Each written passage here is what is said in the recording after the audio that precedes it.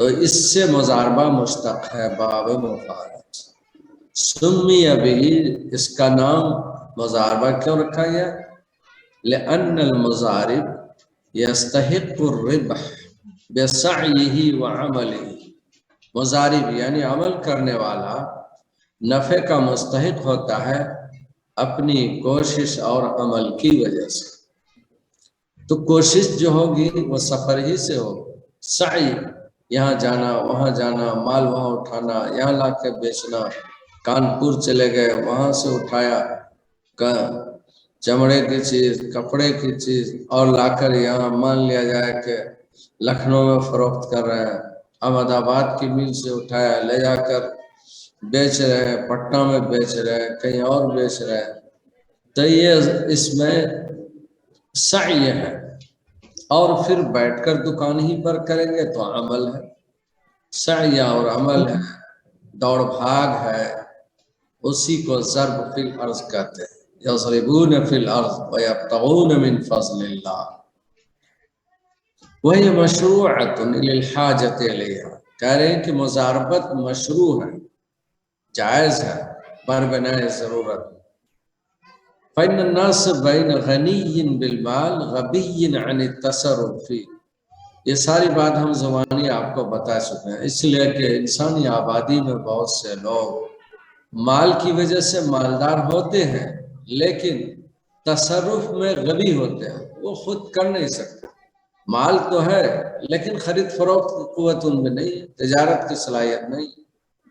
وبین محتد فی التصرف. اور بعض لوگ ایسے ہوتے ہیں جو تصرف میں اچھی صلاحیت رکھتے ہیں. صفر الید عنہ. اور بعض لوگ جو ہے ہاتھ خالی رہتا ہے لیکن وہ ان کو کچھ نہیں بیچارہ، لیکن چالاک ہے، عقل مند ہے، کام کر سکتا ہے. تو ایک کی پونجی اگر مل جائے، جو غبی آدمی ہے صرف مال ہے اور دوسرا چالاک ہے لیکن مال نہیں ہے، دونوں مل جائے تو ایک اچھا نتیجہ نکلتا ہے. فَمَسَّتِ الْحَاجَةُ إِلَى شَرْعِ هَذَا النَّوْعِ مِنَ التَّصَرُّفِ. تو ضرورت پڑ گئی اس قسم کے چیزوں کی جواز کی تاکہ یہ تصرف، یہ معاملہ جائے. لیکن مصلحت الغبی والذکی والفقیر والغنی، تاکہ سب جمع ہو جائے. غبی، چالاک، فقیر، غنی، سب کی مصلحتیں، نفع سب جمع ہو جائے. وبعث النبی صلی اللہ علیہ وسلم والناس یباشرونہ. حضور نے بھیجا تھا حضرت صلی اللہ علیہ وسلم نے اس حال میں، آپ مبعوث ہوئے اس حال میں کہ لوگ معاملہ کر رہے تھے، یعنی خرید فروخت کا معاملہ کرتے تھے. جیسا کہ ہم نے اشارہ کیا تھا آپ لوگوں کو کہ ملک شام جاتے تھے، عربوں میں پہلے بھی رواج تھا. عبد المطلب وغیرہ بھی یہ کرتے تھے، ان کے خاص بنو ہاشم کے لوگ اور عرب کے مختلف قبائل کے لوگ اس کو کرتے تھے. جب آپ مبعوث ہوئے تو اس وقت بھی اس کا رواج تھا. اسلام نے اس کو روکا نہیں، بلکہ کیا کیا؟ اسلام نے اس کو ثابت کر دیا، یعنی فقررہم، لوگوں کو اسی پر رکھا. نیچے اشارہ کیا، علامہ ذیلی نے اس طرح کی روایات کو نقل کیا ہے. کل تھوڑی سی بات ہم نے بتائی تھی اور آپ سب کو تھوڑا سا یہ بھی معلوم ہوگا. یہ قصہ مشہور ہے کہ حضور صلی اللہ علیہ وسلم نے حضرت خدیجہ کا مال لیا تھا اور وہ ساتھ میں ان کا غلام میسرہ تھا، لے کر گئے تھے تجارت کے لیے شام کی طرف، اور وہاں تجارت کی. اس تجارت میں بڑا نفع ہوا اور لوٹ کر میسرہ نے اپنے آقا سے، حضرت خدیجہ رضی اللہ عنہا سے، حضور صلی اللہ علیہ وسلم کی دیانت اور اس تجارت کی برکت کا تذکرہ کیا. تو حضرت عائشہ، خدیجہ رضی اللہ عنہ، حضرت خدیجہ رضی اللہ تعالی عنہ کافی متاثر ہوئی اور یہی سبب بنا پیغام نکاح کا کہ دیانتدار آدمی ہیں اور عرب کے شریف قبیلے کے ہیں، قریش کی وہ بھی تھی بنو ہاشم سے آپ صلی اللہ علیہ وسلم کا تعلق تھا، چنانچہ انہوں نے یہ پیشکش کی، حضور صلی اللہ علیہ وسلم کے چچا ابو طالب اگرچہ ایمان نہیں لائے تھے، لیکن بھتیجے کا پیغام عربوں کے رواج کے مطابق حضرت خدیجہ کی طرف سے پیشکش کی بنیاد پر، اشارے کی بنیاد پر لے کر گئے، ان کے یہاں رشتہ طے ہوا۔ یہ واقعہ نبوت سے قبل کا ہے، وہاں رواج تھا اسی کا کہ مال کسی کا ہو، ایک کا ہو، اور محنت دوسرے کر رہے ہیں۔ اب جو آپ نے محنت کی وہ سفر کے ذریعے سے کی، ضرب فی الارض کے ذریعے سے، اس کی بنیادیں گویا کہ عہد جاہلیت میں بھی موجود تھی، اس کی طرف اشارہ کر رہے ہیں کہ بعث النبی صلی اللہ علیہ وآلہ وسلم والناس یباشرونہ فقررہ، آپ نے قررہم علیہ، لوگوں کو اسی پر باقی رکھا۔ وتعاملت به صحابہ، صحابہ کا بھی اس پر عمل رہا، اس لیے یہ چیز جائز ہے۔ اس جگہ ایک بات اور یاد رکھ لیجئے کہ اسلام نے عہد جاہلیت کے تمام چیزوں کو نہیں مٹایا، بلکہ انہی چیزوں کو مٹایا جو نبوی تعلیم سے، منشا الہی سے ہٹ کر تھی، اور جو چیزیں باقی تھیں پہلے انبیاء کی تعلیمات میں، حضرت ابراہیم علیہ السلام کی تعلیمات میں سے حضرت اسماعیل کی تعلیمات، تو ان کو باقی رکھا آپ صلی اللہ علیہ وسلم، اور جہاں اصلاح کی ضرورت تھی اصلاح کر دی گئی، اور جو چیزیں نہیں تھی باقاعدہ قرآن اترا، قرآن میں وہ ساری تفصیل آئی، آپ صلی اللہ علیہ وسلم نے اس کی تشریح فرما دی بذریعہ وحی الہی۔ تو ایک بات تو یہ بھی کہ مزاربت مشروع ہے، یعنی اسلام میں جائز ہے۔ اب آگے کریں، ثم المدفوع الى المضارب امانۃ فی یدہ لانہ قبضہ بامر مالکہ لا علی وجہ البدل والوصیفہ ووکیل فیہ لانہ یتصرف فیہ بامر مالکہ۔ تو یہاں ایک پوائنٹ آپ کو یہ بتایا کہ مزاربت مشروع ہے۔ مشروع کا لفظ جب بھی آ جائے تو آپ کے ذہن میں پورا خاکہ یہ آنا چاہیے کہ شریعت نے جن چیزوں کی اجازت دی ہے اس کے لیے جو لفظ بولتے ہیں فقہی لفظ، وہ مشروع ہے، یہ عمل مشروع ہے، یہ حکم مشروع ہے، یعنی شریعت اسلامی میں اس کی اجازت ہے۔ اب دوسری بات کہہ رہے ہیں، مزاربت مشروع ہے، اور مزاربت کا حکم کیا ہے، یعنی اپنے اندر مزاربت کیا پیمانہ رکھتا ہے، اس کی حیثیت کیا ہے۔ مشروع تو ہے لیکن مشروعیت میں اس کی حیثیت کیا ہے، تو کہہ رہے ہیں کہ یہ امانت ہے، یہ امانت ہے۔ ایک شخص نے آپ کو 1,00,000 روپے دیے کہ آپ تجارت کیجئے اور ہم دونوں آدمی نفع میں شریک ہو جائیں گے، آدھا آدھا کر لیں گے، تو یہ 1,00,000 روپے مضارب کے ہاتھ میں، جو کاروبار کر رہا ہے ان کے ہاتھ میں کس حیثیت سے ہے؟ کیا قرض کی حیثیت سے ہے؟ آیا یہ امانت ہے؟ کیا ہے؟ شریعت کیا کہہ رہی ہے کہ یہ امانت ہے۔ ارے سن رہے ہو یا نہیں؟ جی مولانا جی۔ حضرت لیکن کسی کی آواز، ہلکی سی آواز آ رہی تھی، اس لیے تھوڑی آواز کٹ رہی ہے۔ مزاربت مشروع ہے اور اس کی حیثیت امانت کی ہے۔ بند کرو بھائی، قمر الاسلام مائک بند کر لو، قمر الاسلام مائک بند کر لو اپنا۔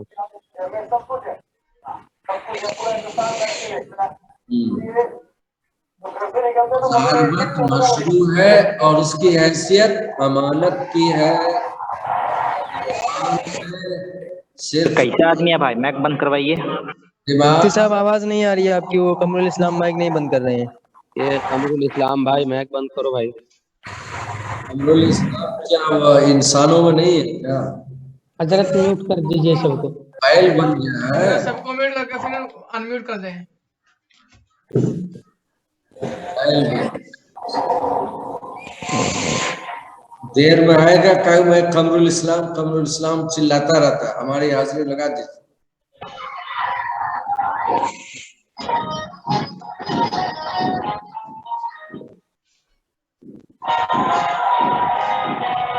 गाने की आवाज आ रही है हजरत उनके। वो सब ऐसी ऑन कर दिए होंगे, अपना घूम रहे होंगे इधर उधर, ताकि समझा जाएगा हम पढ़। धोखा किसको दे रहे हो भाई? हम तो तुम्हारे सामने वहाँ घर पे तो नहीं, ना तुम दर्जे में हो, पढ़ रहे हो अपनी दयानत पर पढ़ रहे हो। कोई देखने वाला तुमको नहीं, सिवाय तुम्हारे माँ बाप अगर हैं वहाँ चौकस, तो वो देख रहे होंगे। ये निज़ाम तालीम कोई पसंदीदा नहीं है, लेकिन मजबूरी की है। इसके अलावा इस वक्त कोई हल नहीं है कि निज़ाम तालीम को जारी रखा जाए, इल्म मुंतकिल होता रहे, ये अमल जारी रहे। ये बस एक मजबूरी का हल है और कुछ नहीं। अब इसमें फायदा उठाना ना उठाना वो आपका। तो नबी करीम बात जो चल रही थी कि मुज़ारबत मशरू है और उसकी हैसियत अमानत की। अब जब अमानत बोल दिया तो क्या मतलब हुआ? मसलन 1 लाख रुपए दिया आपको किसी ने, आप लेकर चले गए और चले गए, सामान खरीद कर ले आए। मालवा रास्ते में वो सामान चोरों ने आपसे ले लिया, चोरी कर ली, डकैतों ने डकैती कर ली, जाया हो गया।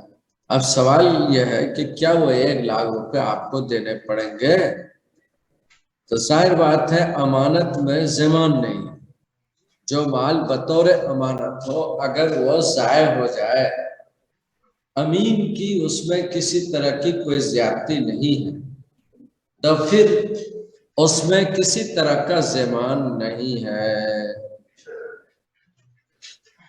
हाँ, अगर अमीन ने लापरवाही की, उनकी लापरवाही और ज्यादती की वजह से माल ज़ाया हो, तब तो उसको जामिन बनाया जाएगा, वरना अमानत में ज़मान नहीं है। इसकी हैसियत क्या हो गई? अमानत की हो गई। सुम्मल मदफू इलल मुज़ारिब, यानी जो माल दिया जाए मुज़ारिब को, वो अमानत है उनके हाथ में। मुज़ारिब क्या है? मुज़ारिब मतलब वो जो काम करने वाला है। पूंजी वाले को रब्बुल माल कहेंगे और जो अमल करेगा उसको मुज़ारिब कहेंगे। ज़ारबा युज़ारिबु मुज़ारबतन फहुवा मुज़ारिबुन, इसमें फ़ाइल है मुज़ारिबुन।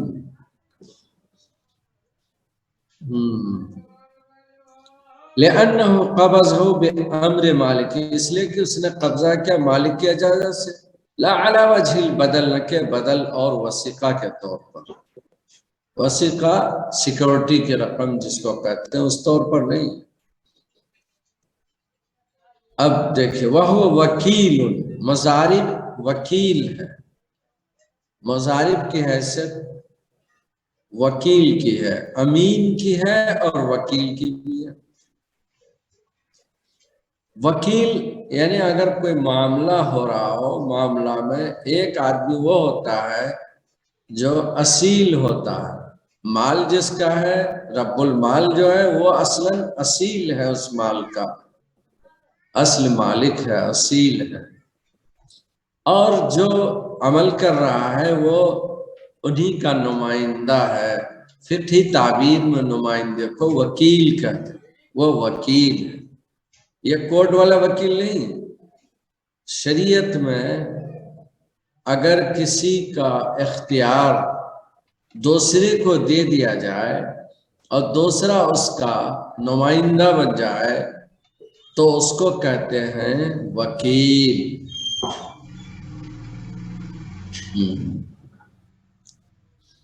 तो मुज़ारिब की हैसियत अमीन की है और वकील की। वह वकील फीह लिअन्नहु यतसर्रफ़ु फीह बिअम्र मालिक, मालिक के हुक्म से उसकी इजाजत से तसर्रुफ कर रहा उनके माल। ये बात हो गई। अब आगे वैज़ा रबिह फहुव शरीकुन फीह, माल में जो नफा हो जाएगा उस नफे वाले हिस्से में उसकी हैसियत शरीक की है। तो मुजारिब की हैसियत अमीन की बीवी, वकील की भी और शरीक की भी।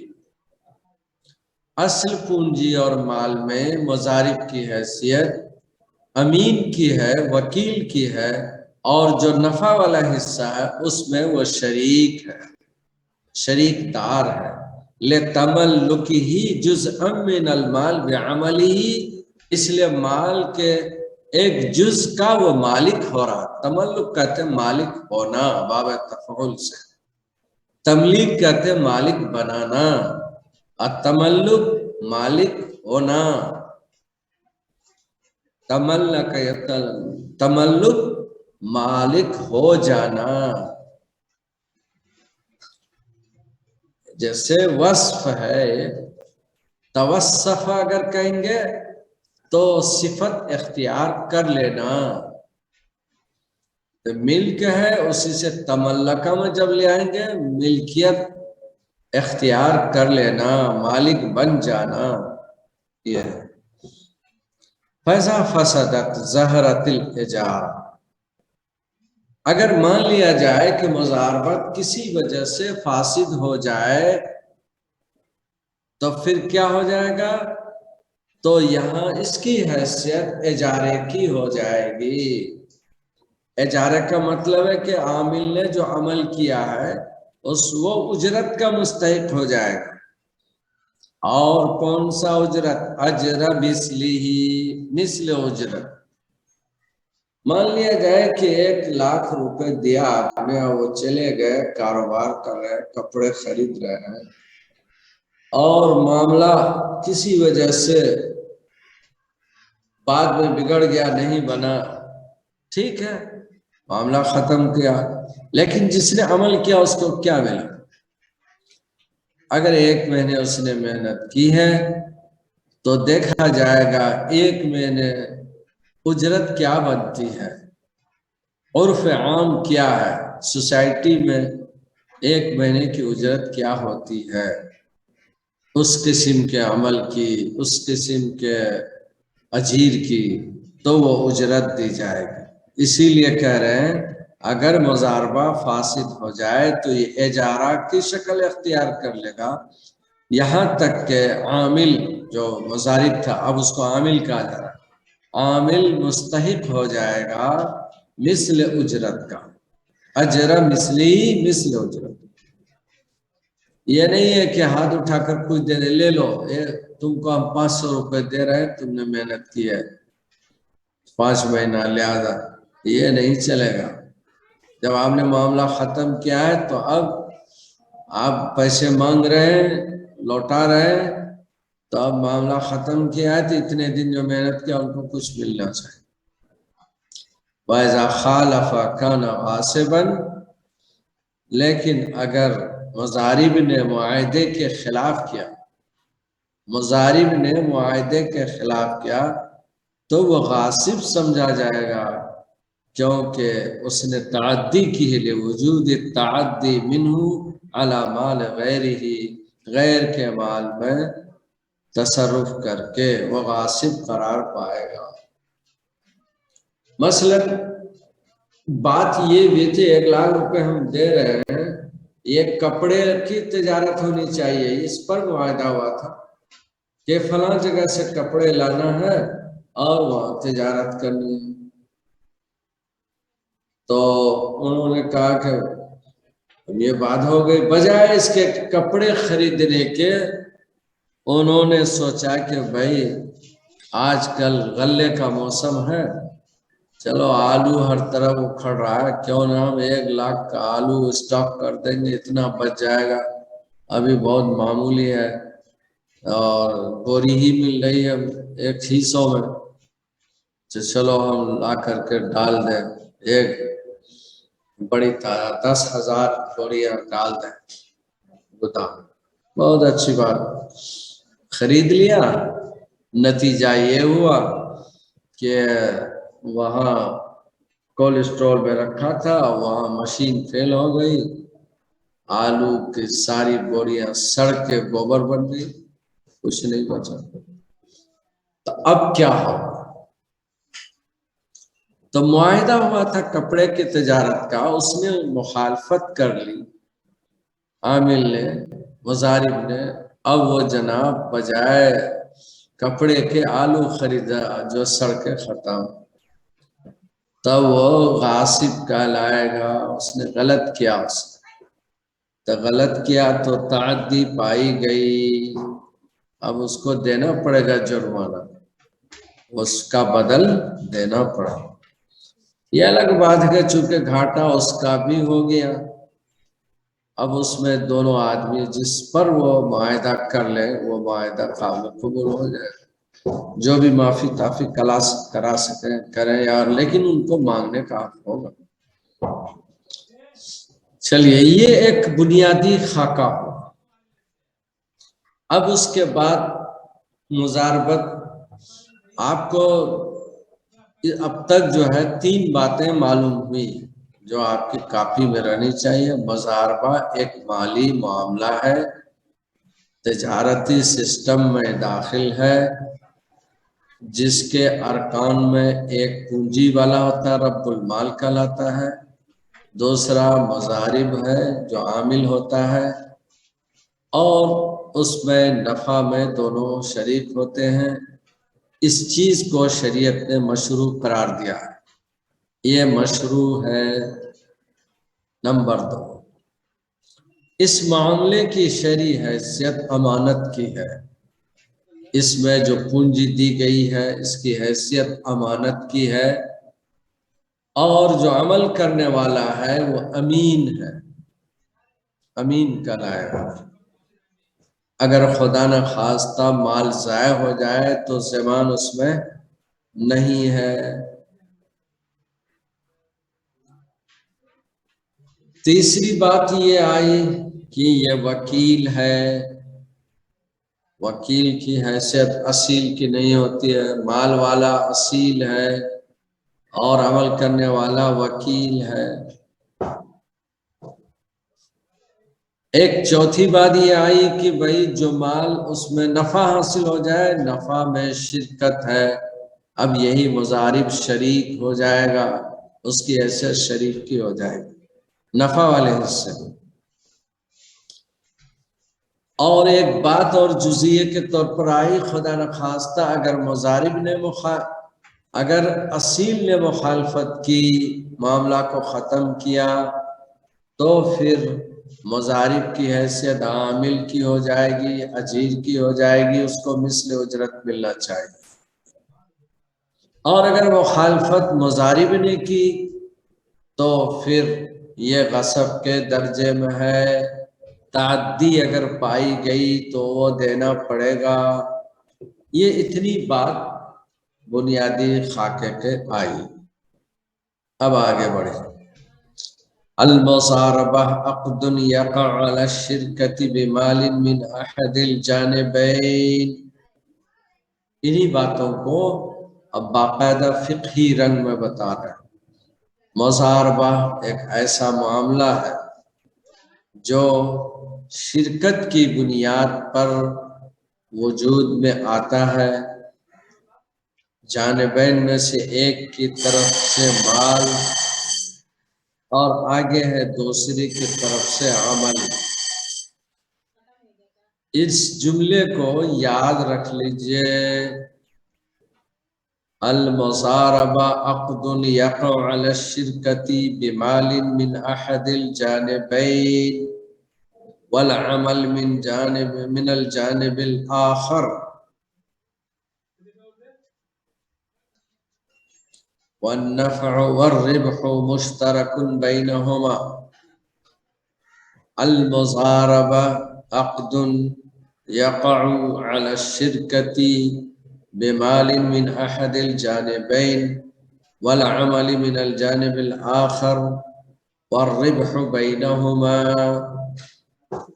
یہ ہے مزاربت، یعنی ایسا معاملہ جو شرکت کی بنیاد پر ہو، ایک جانب سے مال دوسرے جانب سے عمل ہو اور نفع میں دونوں شریک ہوں، اسی کو آگے صاحب ہدایہ کر وَمُرَادُهُ وَالشِّرْكَ فِي الرِّبْحِ، مراد شرکت سے مراد ربح میں شرکت، وَهُوَ يُسْتَحَقُّ بِالْمَال مِنْ أَحَدِ الْجَانِبَيْنِ، ربح کا استحقاق پایا جاتا ہے جانبین میں سے ایک کی طرف سے مال کی وجہ سے اور دوسرے کی طرف سے عمل کی وجہ سے، وَلَا مَزَارَبَ بَيْنَهُمَا بِدُونِهَا، بغیر شرکت کے مزاربت نہیں، أَلَا تَرَ أَنَّ الرِّبْحَ لَوْ شَرَطَ كُلَّهُ لِرَبِّ الْمَالِ،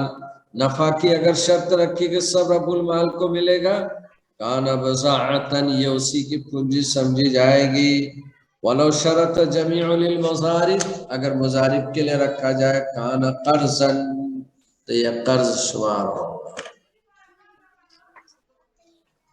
اور ایک دوسری آگے کرنے والا تصح الا بالمال الذي تصح بالشرکہ، مزاربت انہی مالوں میں ہوگا جس میں شرکت ہوا کرتی ہے، مزاربت انہی مالوں میں ہے جن میں شرکت درست ہے، اور جملہ شرکت کہاں درست ہے؟ وقد تقدم بیانہ من قبل، کہ کتاب الشرکہ میں اس کی بحث آ گئی ہے، اب آپ آ تو گئی ہے لیکن کہاں کیا ہے، آپ کو جو پوائنٹ سے لکھنے ہیں ان میں ایک یہ لکھنا ہے، مزاربت کے لیے ضروری ہے کہ مال ایسا ہو جس میں فریقین شریک ہو سکتے ہیں، اور وہ کیا ہے وہ تفصیلات نیچے آئے، اور جزیات جو آگے بیان ہوئے ہیں کون کون مال ہیں وہ بھی اس میں آئے گا، ہم ان چیزوں کو آپ کو بتا دیں گے کہ کن کن اموال میں شرکت ہو سکتی ہے۔ لمبا باب ہے یہ، اور مزاربت اور شرکت کو فضیلت میں پڑھاتے ہیں، ہم نے بہتر سمجھا کہ پتہ نہیں آپ لوگ ادھر پہنچ پائے یا نہیں، اور آج کل یہ مالی معاملات کافی چل رہے ہیں، کچھ چیزیں جو بنیادی ہیں معلومات کی وہ آنی چاہیے، اس لیے بتا رہے ہیں۔ آگے شرائط کی بحث ہے، شرائط کیسی کیسی ہیں،